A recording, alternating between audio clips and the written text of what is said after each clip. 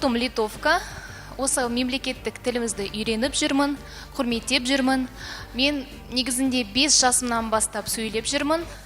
Достарымнан, көршілерімнен үйрендім.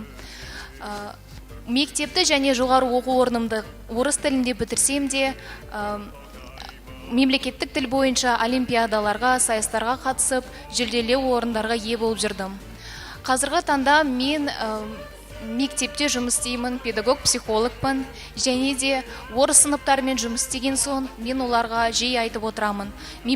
Қазақ тілі біздің мемлекеттік тіліміз, және оны үйрену, оқу біздің басты парызымыз деп айтып жүремін.